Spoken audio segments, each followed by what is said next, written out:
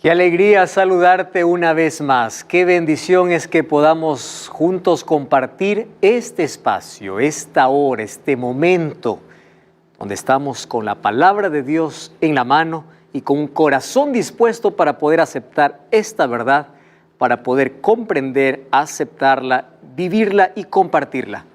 Gracias por estar allí acompañándonos siempre en Biblia Fácil. Gracias a ti que dedicas este tiempo especial. Recuerda que este tiempo invertido realmente vale la pena. Un grande abrazo para ti en el país donde te encuentres, en la ciudad donde estés. Gracias una vez más por permitirnos entrar no solamente a la casa, no solamente al salón o al lugar donde estás, sino también a tu corazón mediante esta palabra de vida. Bienvenido una vez más, está comenzando Biblia Fácil. Estamos en una serie especial, en una temporada denominada Santuario el Camino de Dios. Estamos comprendiendo el plan de salvación mediante el santuario, porque es allí donde Dios reveló el plan de salvación. Y en ese plan de salvación estamos tú y también estoy yo. Estamos allí juntos y mientras más comprendamos ese plan, más amaremos a Jesús, porque aquí descubrimos cómo Jesús es nuestro sacrificio sustituto, Él es nuestro mediador sacerdotal y finalmente Él hará un juicio. Solo que en ese juicio no debemos tener miedo si tenemos a Cristo en el corazón. Un grande abrazo para ti. Estoy aquí junto a 7 amigos que de diferentes países viajaron para poder acompañarnos en esta temporada y ya les hemos conocido durante estos programas. Me faltaba alguien, Jorge me parece. Con Jorge todavía no he conversado. ¿Cómo estás, Jorge? Bien, gracias a Dios, pastor, bendecido por tener la oportunidad, como todos mis compañeros, de compartir la palabra del Señor. ¿Qué tal tu estadía aquí en Brasil durante ya este tiempo, estos días aquí? Muy buena en realidad. Muy aparte de las comodidades, nuevamente repito, estoy muy agradecido por la invitación, por la oportunidad justamente de conocer la Biblia, ¿no? Claro, qué bendición. Jorge, tú eres de Lima, Perú. Así es, ¿verdad? Lima, Perú. Y allí tenemos, me parece que hay cable para todo el Perú. No sé si estamos en Claro o en Movistar. Pero Claro, bueno, y Movistar, así es. Estamos en los dos, parece, Sí, están, ¿no?, en los dos. Y estamos allí también a nivel nacional. Así es. Entonces un saludo muy especial para nuestros amigos allá en Lima, Perú. Jorge está representando a ese lindo país. Comida, lo que más extrañas. Sí, lo que más extraña. Jorge, ¿algún saludo especial que quieras enviar allá? A mi familia que probable que esté viendo el programa, todos mis hermanos, mis primas, mis tíos, a todos en particular, ¿no? A todos. ¿Cuál es el apellido de la familia? González, para mis hermanos y para mis primas del Rosario. Qué lindo. Gracias, Jorge, por estar con nosotros. Muy bien, un abrazo, saludo entonces para todos nuestros amigos que también están viendo este programa. Y aunque solamente una pantalla nos separe, estamos juntos en el mismo espíritu para poder aprender lo que Dios tiene para nosotros. Entonces, estamos listos para un tema más. Comer, para alimentarnos, agradecemos a Dios antes de abrir la palabra de Dios y disfrutar de ese alimento. Tenemos que pedir siempre la dirección divina. Hay 2 maneras de leer la Biblia. Uno es solamente para tener información y otro es para obtener salvación. Tener información, algunos pueden ver la Biblia como un libro de historia, como un libro de símbolos. Alguien que gusta de la literatura puede encontrar.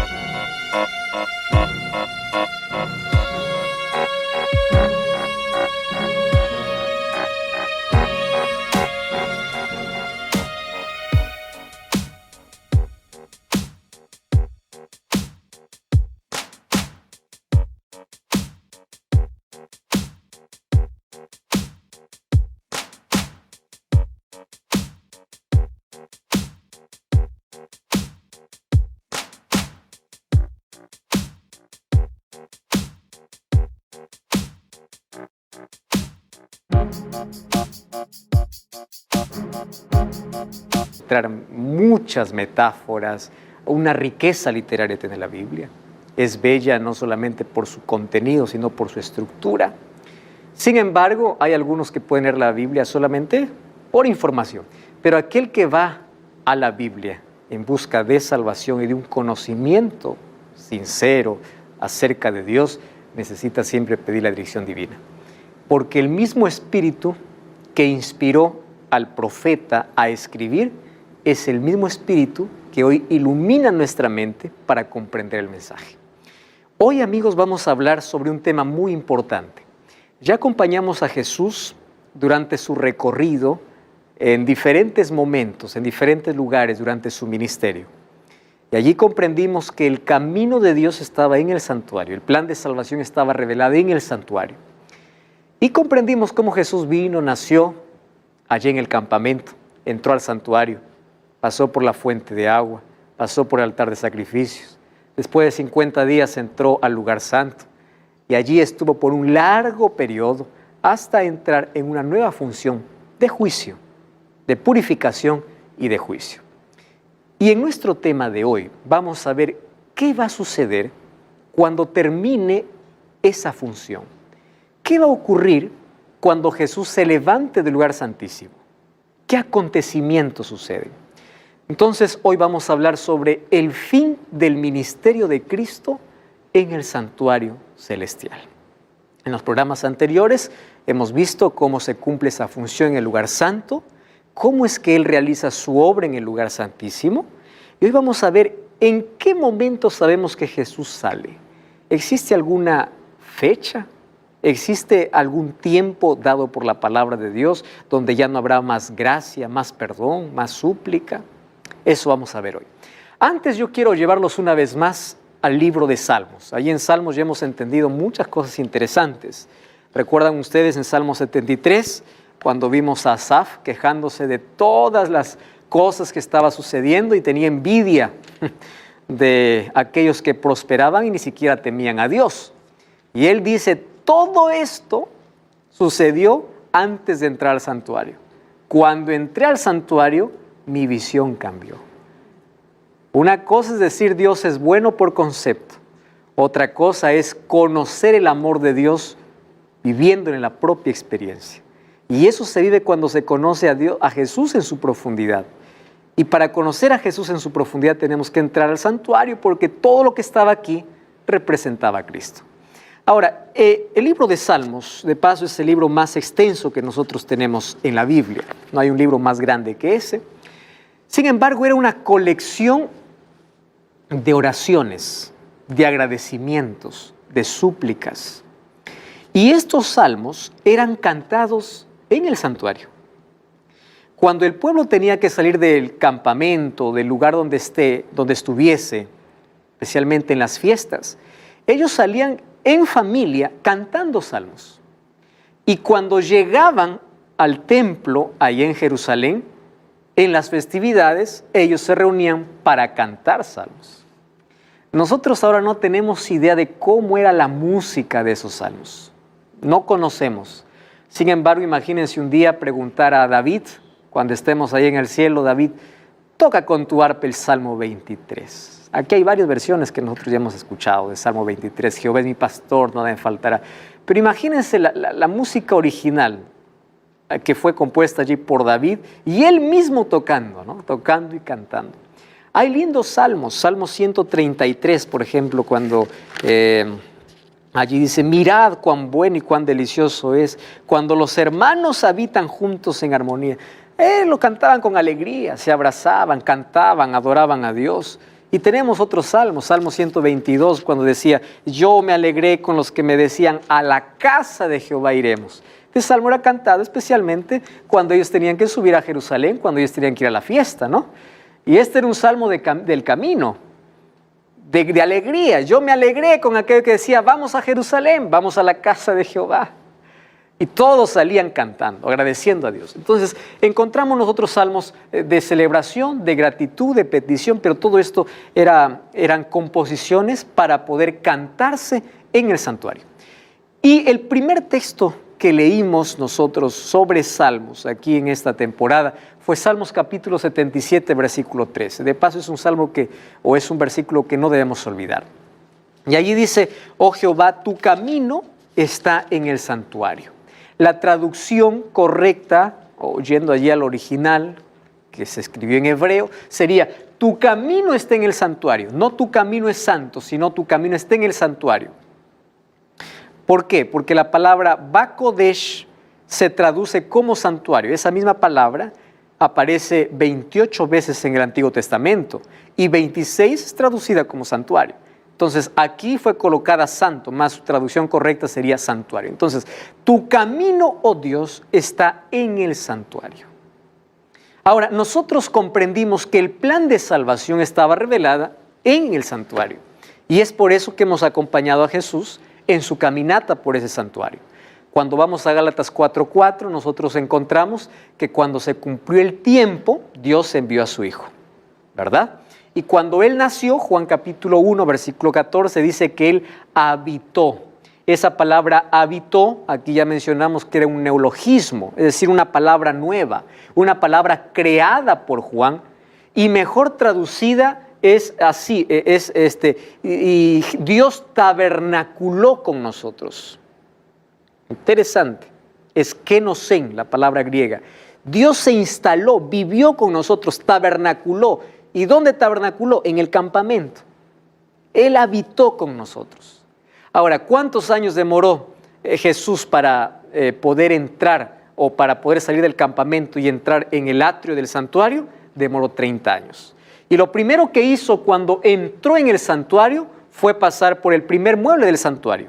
Y este mueble, donde los sacerdotes se lavaban las manos y los pies, este mueble representa hoy el bautismo, donde nos purificamos, donde nuestra vida es nueva y renovada en Cristo. Esta agua hoy es el símbolo de una entrega completa a Dios, donde Cristo purifica nuestra vida y donde 2 Corintios 5:17 somos nuevas criaturas. Entonces, Jesús se bautizó no porque Él era pecador, primero para dar ejemplo, y Jesús dijo a Juan: es necesario que se haga de acuerdo para hacer justicia, no solamente para dar ejemplo, sino que Él estaba cargando la culpa de la humanidad. Entonces, Él también se bautizó, representando aquí el altar, que era de bronce, o este primer mueble, que era una fuente de agua. Desde la fuente de agua hasta el altar de sacrificio, Jesús demoró 3 años y medio. ¿Qué sucedió? Después del año 27 hasta el año 31, que según la profecía de Daniel capítulo 9, versículo 25 en adelante, dice que a la mitad de semana, entre el 27 y el 31, en el año 27 y 34, en el año 31, Jesús moriría y Él representaría, o Él sería el sacrificio vivo aquí sobre este altar. Entonces, todos los sacrificios que se ofrecían diariamente ya no tendrían más valor a partir de la muerte de Jesús. Ese tipo de leyes y ceremonias del Antiguo Testamento fueron anuladas. Cuando ahí el apóstol Pablo incluso anuncia de que hubiera un conjunto de leyes anuladas en la cruz, se está hablando del conjunto de ritos, de ceremonias, de leyes que tenían que ver con sacrificios, porque el mayor sacrificio se realizó. Y en la profecía nosotros encontramos que en el calendario divino, en el itinerario de Dios, estaba marcado el año, el mes, el día y la hora de la muerte de Jesús. ¿En qué año murió Jesús? 31.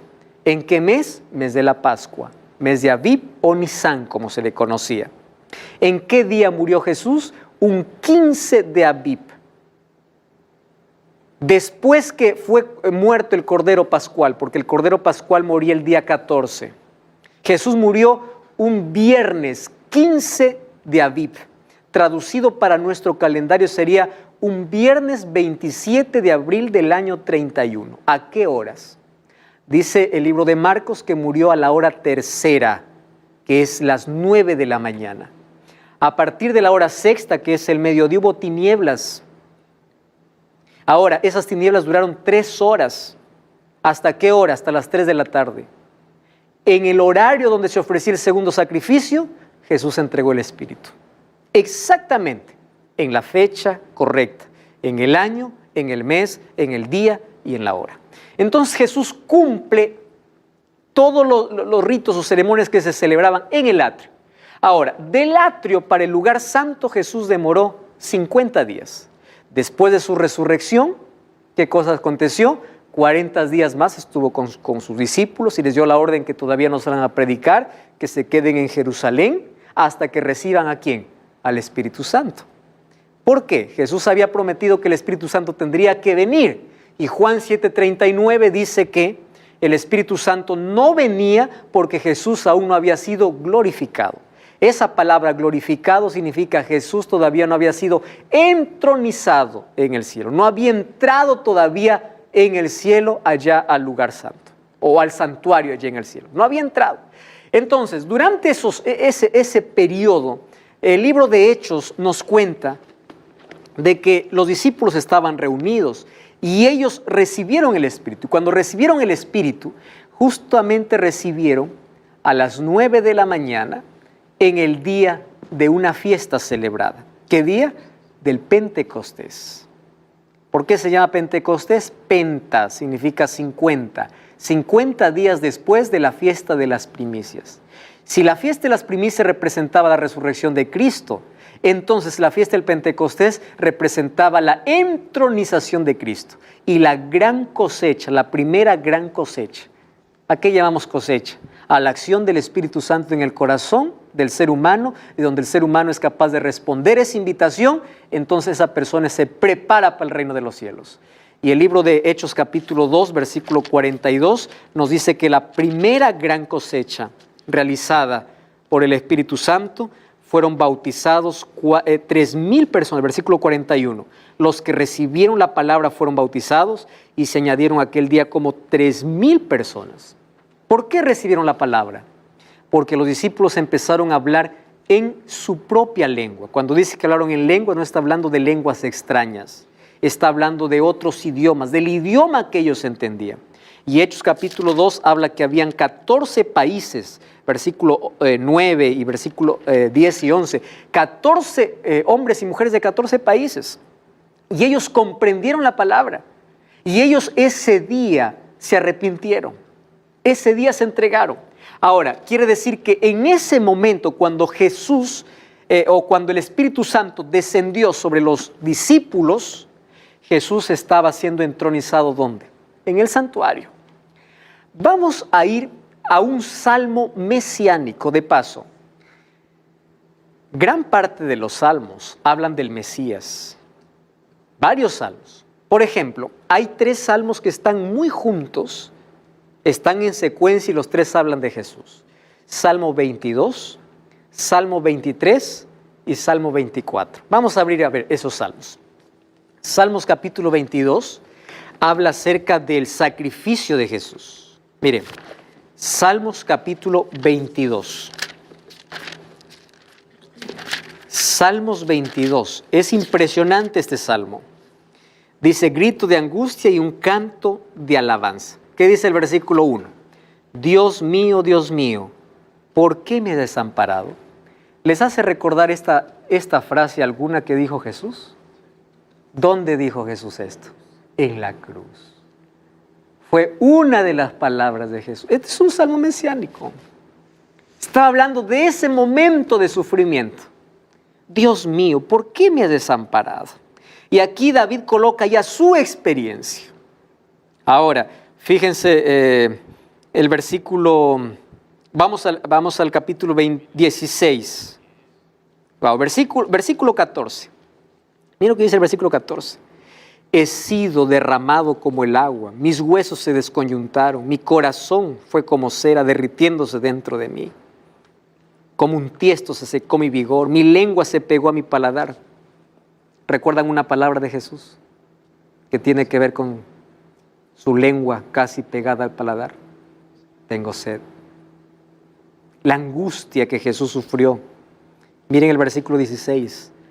Perros me han rodeado, me ha acercado una banda de malignos, desgarraron mis manos y mis pies. ¿De qué está hablando? De la crucifixión. Continuamos allí leyendo, dice, contar puedo todos mis huesos, porque ningún hueso, recuerdan que fue quebrado de Jesús. Ustedes saben que los romanos, para poder apresurar la muerte de aquellos que eran crucificados, porque era una agonía dolorosa, habían días enteros que a veces quedaban allí en vida. ¿Qué hacían? Quebraban los huesos. Y cuando quisieron quebrar los huesos de Jesús, antes de quebrar los huesos, alguien colocó una lanza en el costado de Jesús. Y cuando entró la lanza, dice que ya no salió sangre, sino agua. Quiere decir, la sangre ya no estaba en circulación. Entonces no pudieron quebrar sus huesos. Ahora, ¿qué cosa más? Miren el versículo 18. Repartieron entre sí mis vestidos y sobre mi ropa echaron suertes. ¿De quién está hablando? De Jesús. ¿Se dan cuenta? Salmo 22 es un salmo que habla sobre el sufrimiento de Cristo. ¿Y de qué habla el Salmo 23? De Jesús. ¿Qué dice el Salmo 23? Jehová es mi pastor, nada me faltará. En lugar de delicados pastos me hará descansar. ¿Qué cosa dice Jesús en Juan 10:10? Yo soy el buen pastor. Está hablando de Jesús. Miren el versículo 6. El bien y la misericordia me seguirán todos los días de mi vida y en la casa de Jehová moraré por largos días. ¿Qué cosa dijo Jesús en Juan 14? Voy pues a preparar lugar para vosotros. Si me fueres a preparar el lugar, vendré otra vez. Un salmo que habla sobre Jesús. Y el capítulo 24, el Rey de Gloria. ¿Saben de qué habla esto? Del momento cuando Jesús fue recibido en el cielo, después de su muerte. En el día del Pentecostés, cuando el Espíritu Santo descendió a la tierra. Y el Salmo capítulo 24 es un salmo precioso para hablar del momento de la entronización. Porque allí está escrito en forma de un poema. Hay riqueza literaria. Y fíjense lo que está escrito allí. Aquí he resumido algunas partes. Alzado puertas vuestras cabezas, alzaos vosotras puertas eternas. No está hablando de puertas terrenales. ¿De qué está hablando? Del cielo. Y miren la figura que usa aquí David para poder escribir ese salmo. Y dice, y entrará el Rey de Gloria. Y un coro responde, ¿quién es este Rey de Gloria? Y otro responde allí. Uno pregunta, ¿quién es el Rey de Gloria? Otro responde, Jehová, el fuerte y el valiente, el poderoso en batalla. Otra vez el canto, alzaos, oh puerta, vuestras cabezas, alzaos vosotras puertas eternas y entra el Rey de Gloria. Nuevamente pregunta el coro de ángeles, ¿quién es el Rey de Gloria? Y el otro responde, Jehová de los ejércitos. Ustedes se imaginan ese momento de la llegada, ese momento donde todos allí empezaron a recibir a Jesús después de haber aquí dado la victoria, después de haber conquistado aquel mundo que un día estaba perdido, la alegría celestial. La mayor tristeza que ya vivió el cielo fue el momento cuando Jesús murió. Tanto así que la misma naturaleza se resistió a ver a su propio Creador con el maltrato que le dieron. El sol se oscureció. 3 horas no dio más su luz. Porque no quería que ningún ojo mortal pueda ver la agonía de Jesús en la cruz. Además, el cielo estaba lleno de lágrimas. Imagínense los ángeles, imagínense allí a Dios, el Espíritu, allí el Padre, viendo todo ese sufrimiento. Y allí preguntándose si valdría todo esto la pena. Y Jesús murió aún sabiendo de que el ser humano, la mayoría le iba a rechazar, aún conociendo eso. Ahora imagínense la alegría después de la resurrección. Alcen las manos, alzaos puertas. Va a entrar el Rey, va a entrar el vencedor. Y ustedes saben que esta ceremonia se ve de una manera más espectacular, preciosa en el libro de Apocalipsis. Cuando vamos al libro de Apocalipsis, vamos al Apocalipsis. En el capítulo 4 y el capítulo 5 hablan acerca de una sola escena, la escena de adoración en el cielo. Y ustedes saben que estos 2 capítulos es un solo momento. Solo que aquí está dividido, por supuesto, en 2 capítulos. Dice la adoración celestial. Juan vio una puerta en el cielo y una voz le dijo, ven, yo te mostraré las cosas. Y al instante, estando yo en el Espíritu, vi un trono. ¿Qué cosa vio? Un trono. Fíjense, la apariencia del que estaba sentado era una piedra de jaspe, de cornalina. Alrededor del trono había un arco iris que representa la justicia de Cristo, semejante a su apariencia a la esmeralda. Alrededor del trono había 24 tronos. Y allí, ¿qué cosa vi? 24 ancianos. No significa ancianos de edad, significa dignos en autoridad. Y yo quiero invitarles a ustedes para que puedan ver la temporada de Biblia Fácil, Apocalipsis, donde allí explicamos a detalles a quién representa cada símbolo que es presentado acá. Sin embargo, Miren, todos estos seres, hay seres vivientes, hay 24 ancianos. El versículo 5 dice, delante del trono ardían 7 lámparas de fuego, que son los 7 espíritus de Dios. ¿Quiénes son los 7 espíritus de Dios?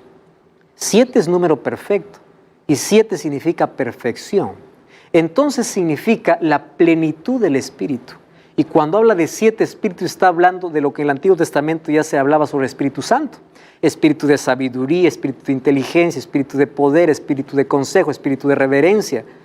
Entonces, de eso está hablando, de la plenitud del Espíritu. Ahora, fíjense el versículo 8.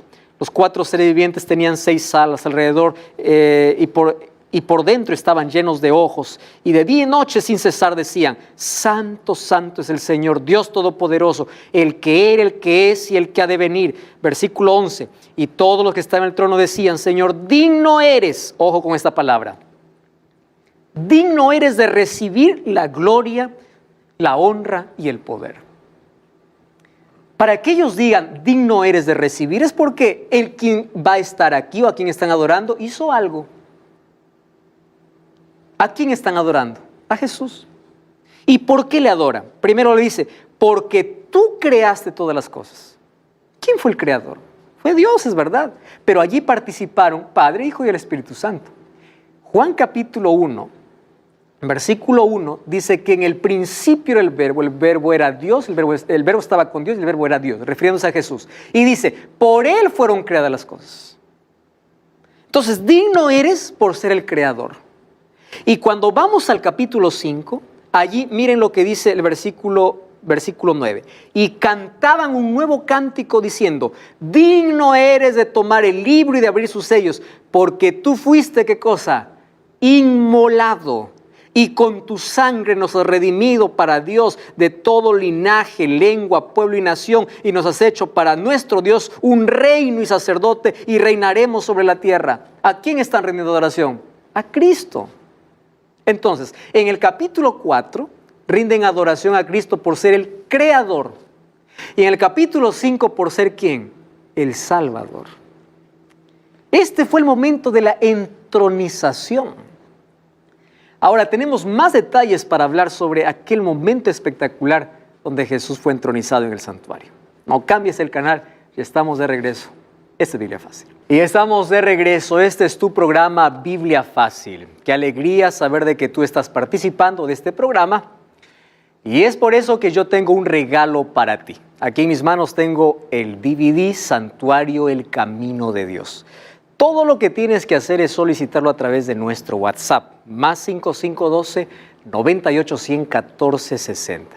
Aquí están los 13 temas de esta temporada. Sin embargo, este DVD fue grabado en Israel. Vas a conocer un poco más de cerca allí los muebles del santuario y todo el recorrido que hizo el santuario. Por eso puedes solicitarlo ahora mismo y es totalmente gratis. Estamos hablando acerca de la entronización de Jesús en el santuario celestial. Tomamos allí el libro de Apocalipsis capítulo 4 y capítulo 5 para hablar de ese momento glorioso de la entrada. Capítulo 4, le adoran porque Él es el Creador. Capítulo 5, porque Él es el Redentor. Ahora es interesante que en el capítulo 5 dice que allí se presenta, vamos a volver al capítulo 5 de Apocalipsis. Miren, para encontrar más referencias acerca de que es Jesús quien está aquí siendo entronizado. Versículo 1. Vi en la mano derecha del que estaba sentado en el trono un libro escrito por dentro y por fuera y sellado con 7 sellos.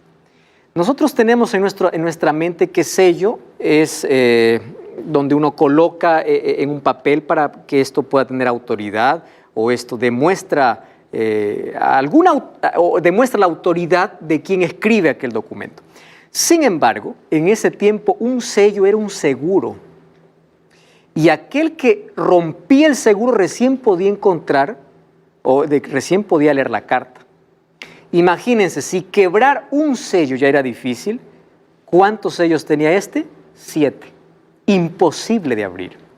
Ahora, acá hay un detalle importante. ¿Dónde estaba? En la mano derecha. ¿Correcto? En la mano derecha. ¿Qué significaba? Que alguien tenía que acercarse para abrir ese sello. Versículo 2 dice, y un ángel poderoso pregonaba a gran voz, ¿quién es digno de abrir este libro? Versículo 3, ninguno, ni en el cielo ni en la tierra, ni debajo de la tierra, nadie podía abrirlo, ni siquiera mirarlo. Y yo lloraba, porque no se hallaba nadie que era digno. ¿Por qué lloraba? Porque en este documento estaba descrito la historia de las naciones y la historia del pueblo de Dios que luego va a ser revelado a Juan. Solo que hasta ese momento nadie lo puede abrir. Y él dice, yo lloraba. Uno de los ancianos me dijo, no llores, porque el león de la tribu de Judá, ojo con esta imagen, el león de la tribu de Judá, de la raíz de David, ha vencido para abrir el libro y desatar sus sellos. Versículo 6.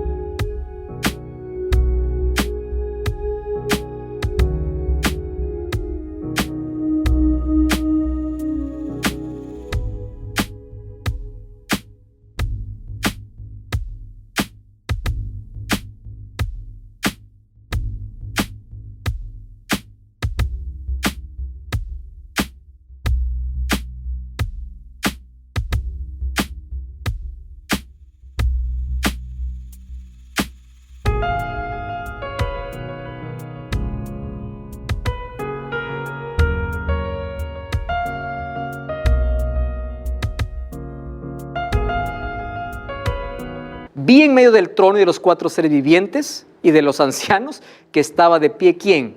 Un cordero. Qué extraño, ¿no? Primero dice un león y cuando vio no era un león, era un cordero. 2 símbolos para Jesús. León por ser el vencedor y cordero por cómo fue vencedor. La palabra cordero encontramos 29 veces aquí en el libro de Apocalipsis. Y varias figuras para Jesús, como el novio, como el esposo, como la luz, como el cordero. Pero la palabra cordero es la que más se repite. Ahora, es impresionante que ese cordero representa a Jesús. Y él era el único digno. ¿Por qué? Porque él venció. Porque él fue inmolado. Y porque él abrió sus sellos, nosotros tenemos las siguientes revelaciones que Juan nos da para nosotros. Allí vienen los 7 sellos. Y allí viene toda la revelación que hoy tenemos gracias al libro, o por el libro de Apocalipsis. Ese momento especial ocurrió entonces en el Pentecostés. Cuando habla de 7 cuernos, 7 ojos, 7 espíritus, está hablando de poder y capacidad para juzgar y reinar. Recuerden que cuernos en profecía significa poder. 7 cuernos significa omnipotencia. Y cuando dice que había seres llenos de ojos, está hablando de sabiduría, de sagacidad. Entonces, esos son símbolos para poder representar el poder. Y cuando habla acerca del Espíritu, dice que había 7 espíritus. Está hablando de la plenitud del Espíritu Santo, que luego descendió para estar con nosotros. Luego, ¿qué sucedió? Después de Jesús entrar al lugar santo, estuvo allí por un tiempo hasta entrar al lugar santísimo.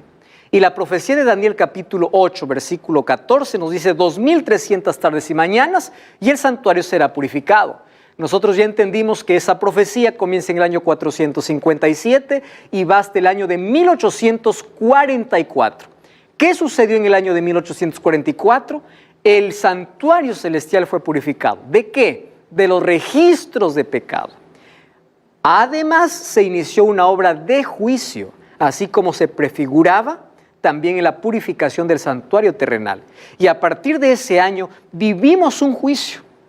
Ahora, la pregunta es, ¿cómo nosotros tenemos la seguridad que estamos viviendo en ese juicio? Y Apocalipsis capítulo 14, versículo 6, nos da la total seguridad. Y allí dice que un ángel clamaba a gran voz y decía, temed a Dios y dadle gloria, porque la hora de su juicio ha llegado. ¿Qué más decía? Adorad a aquel que hizo el cielo, la tierra, el mar y las fuentes de las aguas. En otras palabras, adoren al Creador. La pregunta más directa sería, ¿a quién estás adorando? Porque esta es una referencia al Antiguo Testamento, a la creación y al Creador, no a la creación, sino al Creador.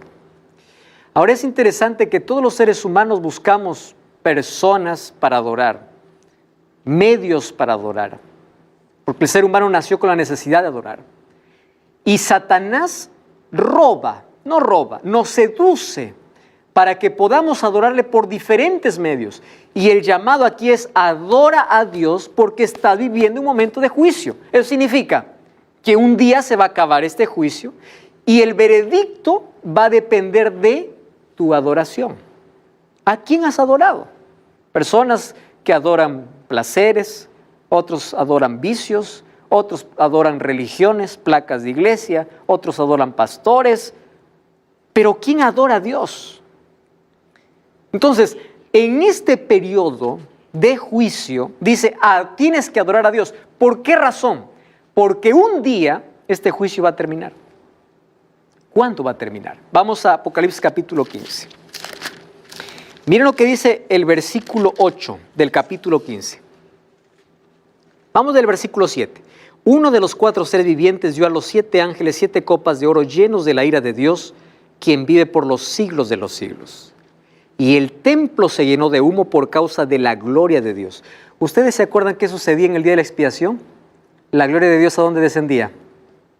Al lugar santísimo.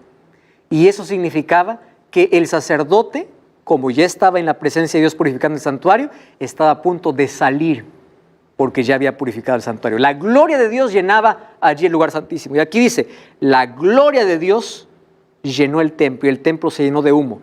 Y nadie podía entrar en el templo hasta que se cumplieran, ¿qué cosa? Las 7 plagas. Amigos, nosotros no tenemos una fecha para decir en tal fecha Jesús va a salir del santuario. Solamente hay una evidencia de que Él ya salió. 7 plagas. ¿Qué significan las 7 plagas? Ahí vamos a encontrar el capítulo 16. 7 plagas que caen sobre los impíos, no sobre los hijos de Dios.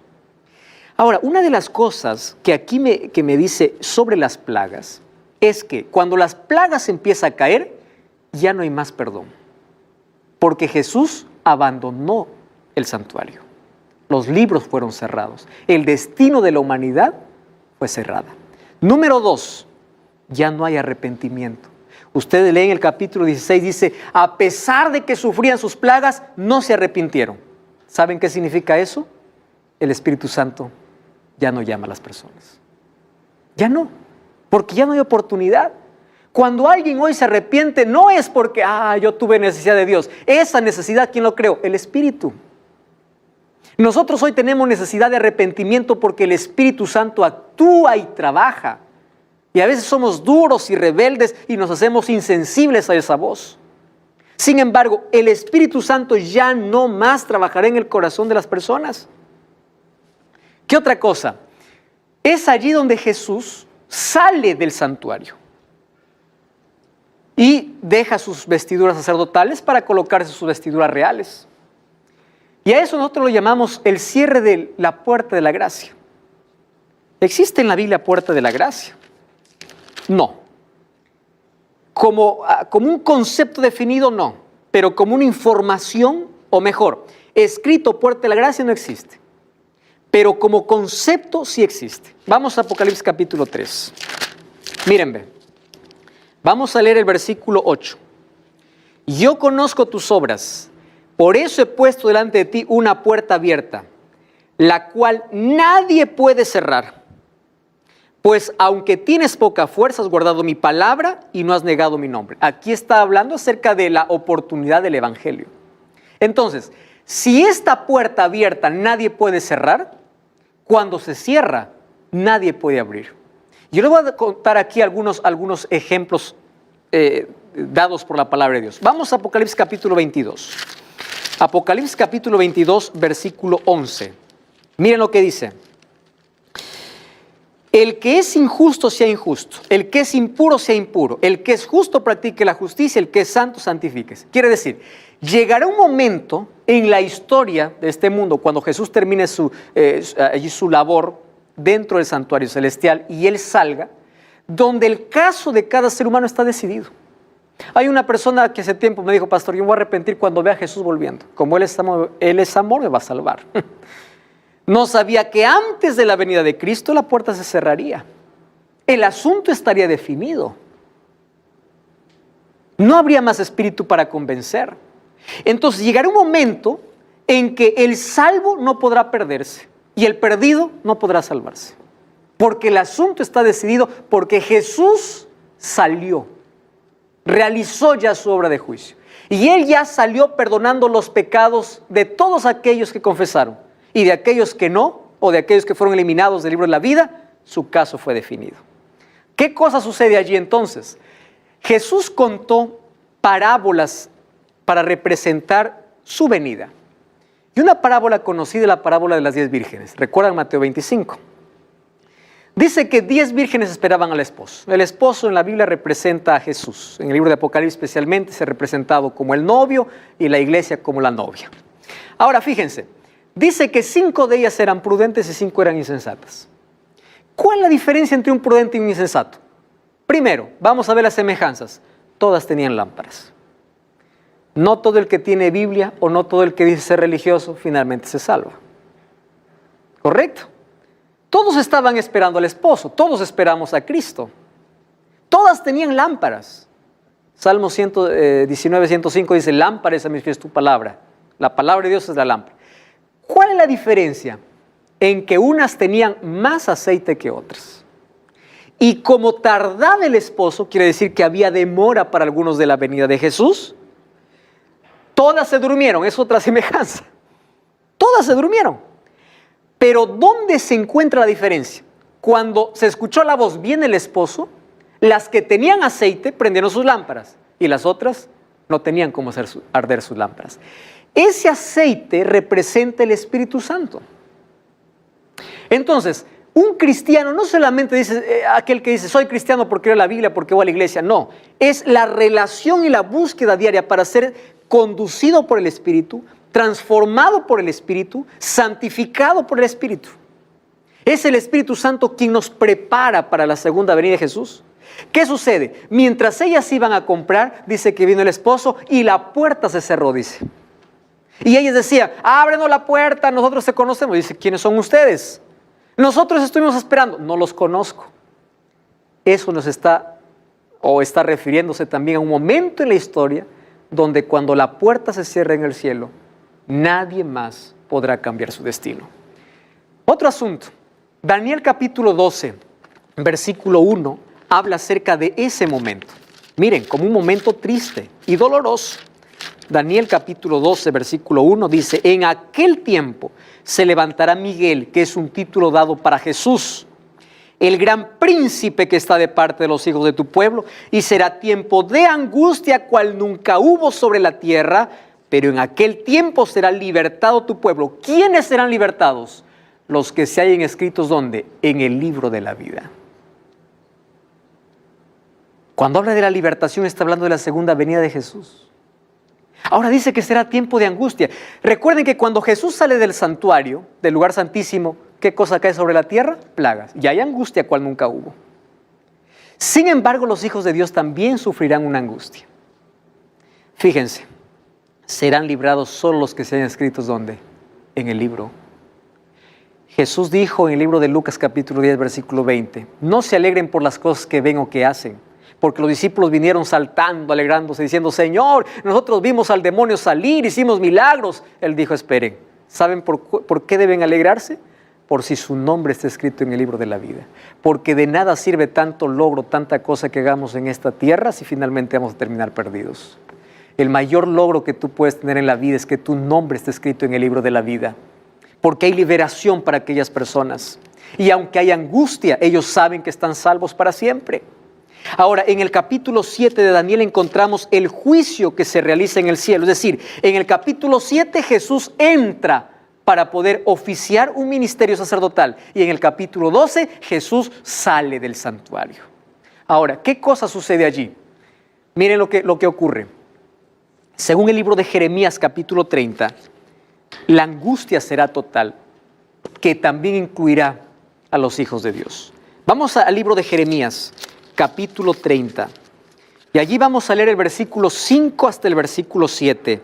Allí dice, así ha dicho Jehová, hemos oído gritos de terror y espanto, no hay paz. Inquirid ahora, considerad si un varón va a dar a luz, porque he visto que todos los hombres tienen las manos sobre sus caderas como la mujer que está de parto. Se han puesto pálidos. Cuán grande es aquel día. No hay otro semejante a este. Este es un tiempo de angustia para Jacob, pero de ellos será librado. Está hablando ahora del pueblo de Dios, para Jacob. Ahora, presten atención. Este tiempo de angustia es representado con la angustia que tuvo Jacob. ¿Por qué razón? Cuando nosotros vamos a la historia, allí vamos a encontrar que Jacob, antes de poder encontrarse con su hermano Esaú, él pasó por un periodo de angustia que está representado con la angustia que los hijos de Dios van a pasar en el tiempo final. Por ejemplo, Jacob fue amenazado de muerte por Esaú. Luchó para conseguir la liberación. Satanás llevó a marchar a Esaú contra Jacob. Recuerden que los impíos estarán airados contra aquel grupo que no cae las plagas y los perseguirán. Ahí representa de que Esaú fue a marchar contra Jacob. Satanás se esforzó para imponer sobre Jacob culpa, el sentimiento de culpa. Jacob se apegó al ángel y se insistió hasta prevalecer. Él sabe que se había arrepentido. Jacob venció no por su fuerza, sino porque él se entregó.